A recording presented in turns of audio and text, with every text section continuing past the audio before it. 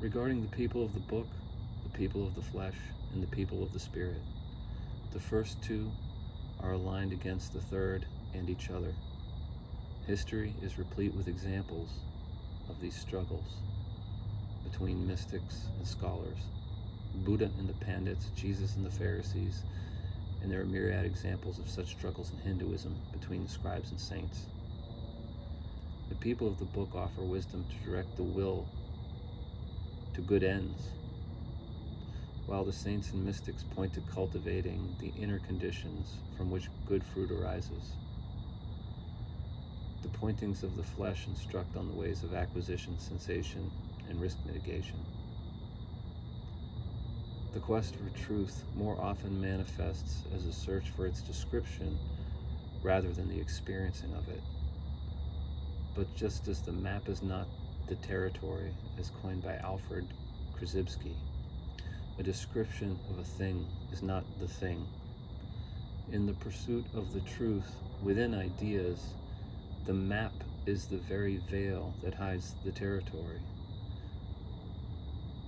The map that successfully points to truth exposes itself as but an expression within the space to which it points. The palpable truth is not a concept to be known, but rather a non-concept to be experienced. The truth is like a fire. Knowing its description is not the same as knowing its touch. The path to truth is quite different than that which leads to its description.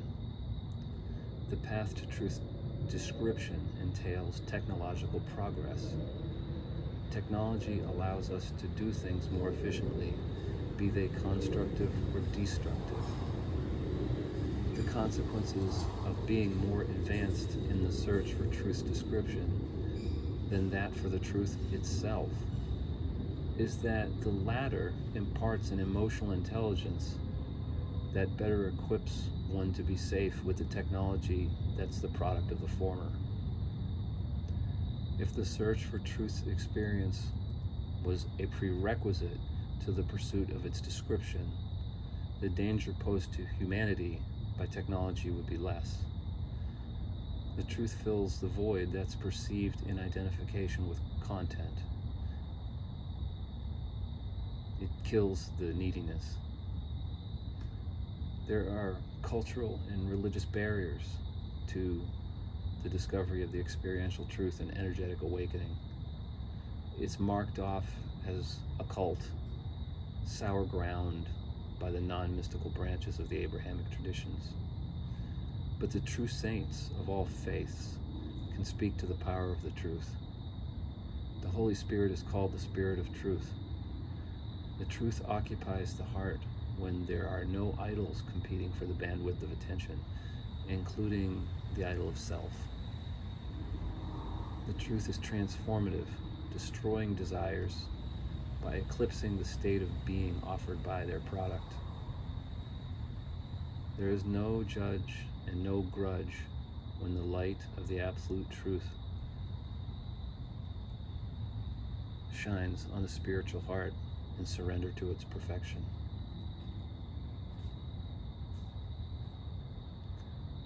There is less impulsiveness in exposure to the truth because the amygdala is less often triggered by threats to the idol of self.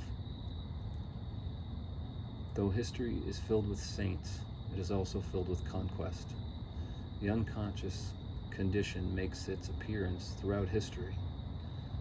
Just as there will be dry trees in the world, but many more hydrated ones, there will be more unconscious individuals, as it's the predominant state. The dry and wet trees do not catch fire with equal ease. To regain the heart of the child after being an adult is to die before you die. A conceptual adult has an identity in a tree of ideas rooted in the thought I, which facilitates relational thinking. That tree can die through loss of attention if cut at the root. cannot be killed by attacking its branches and foliage, its high branches and foliage. It will react like a damaged plant and become more robust of limb. It defends itself. Its leaves grow back like kudzu. The root has to be cut. Ramana Maharshi described the experience of dying at age 16. He decided that his body was dying, and so he laid on the floor and just let go of it. The body didn't die, but the conceptual self did. When the construct was no longer regarded as self, it withered from a lack of energy, the energy that follows attention. And in this laying down to die, he was liberated from the hem of identity that limits perception of truth to the relative. His I thought returned to the heart center from which it arose. People have been killing each other over ideas for millennia. It's the accumulation of ideas to be identified with and about how the world aligns with them that makes for atrocities. If a technological inflection point does not coincide with an increase in emotional intelligence, and worse, coincides with advancement in the means by which identity is cultivated, there's a double danger. The propensity for violence will increase the chance that it will be used, as will any sufficient gap in technology between competing groups. But technology can also be used to spread the pointings that lead to truth. Truth is like a fire, but it affects dry wood sooner than wet, as Ramana Maharshi said. History shows where many technological inflection points coincided with massive conquest. In demanding violence against adversaries, some ideas augment the propensity for it. If there's loyalty to an idea, it implies that there is mind identification, and in that is competitiveness. If the extreme show of devotion to an idea entails violence, there is someone who will step up to stand out. If that belief system also mitigates bodily fear by guaranteeing a death benefit, it will have the fortitude to expand and defend itself from existential threats. In strong body identification, there is decadence if conditions permit. In such, there is great fear because the totality of self is believed to be a perishable thing in a dangerous world. There is a seeking of pleasure to escape the mind and a revolving door of distractions and possible addictions. There is less willingness to die, but no less willingness to kill, if advantage permits enough safety and certainty. The decadent can hold a grudge and be insensitive to the condition, experience, and perception of others.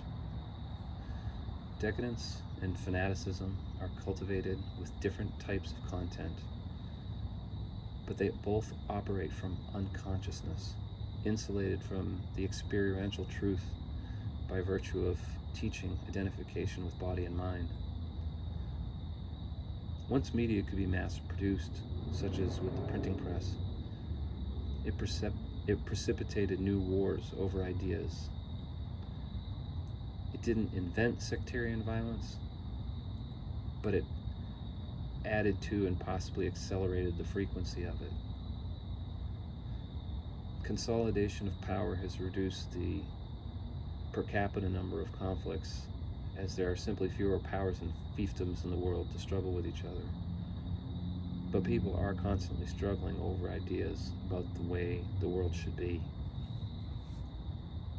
The technology of mass conditioning, be it through pages or screens, can be used to condition populations into identifying with mental positions that set them up to either win or lose in the competition between cultures, to be either decadent or fanatical. There is a sufficient knowledge of this science for it to be strategically deployed to this effect. And because information is accepted on a first-come, first-served basis and taken on as an identity, they are defended as the flesh.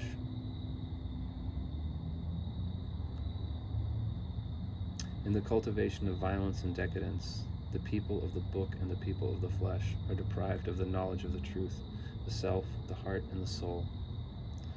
The end of these soul traps is in the surrender of the conceptual self back to its source.